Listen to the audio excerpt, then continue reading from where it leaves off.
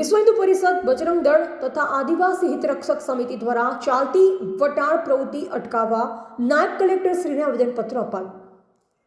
છેલ્લા ઘણા વર્ષોથી વિજયનગર, ખેડબ્રહ્મા તથા પોશીના તાલુકામાં રહેલા ગરીબ, લાચાર અને ભોળા આદિવાસી સમાજના લોકોને લલચાવી, ફોસલાવી અને તર્ક વિતર્કો દ્વારા હિન્દુ ધર્મ છોડાવી ઈસાઈ ધર્મ અપનાવવા માટે મજબૂર કરાય છે।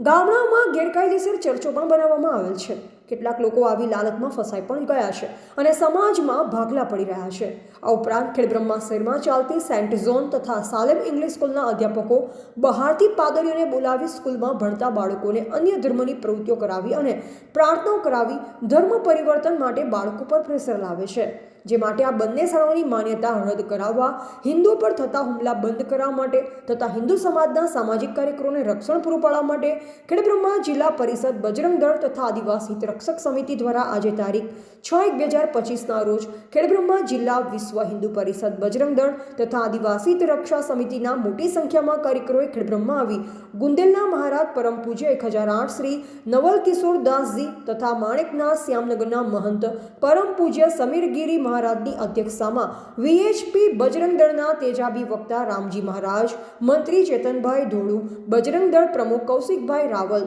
ધ્રુવિલભાઈ જોશી, યોગેન્દ્રભાઈ ત્રિવેદી, સોમજીભાઈ ખેર, રણજીતભાઈ સગર, જયંતિભાઈ પટેલ, ગોપીભાઈ ખોટ, અનિલભાઈ, ગીતાબેન પારગી, બકાભાઈ પટેલ તથા સતીશભાઈ પટેલ વગેરે મુખ્ય માર્ગ પર રેલી સ્વરૂપે ફરી ખેડબ્રહ્મા નાયબ કલેક્ટરશ્રીને આવી પ્રવૃત્તિ બંધ કરાવવા તથા આવા લોકો પર અંકુશ લગાવવા માટે આવેદનપત્ર આપ્યું હતું।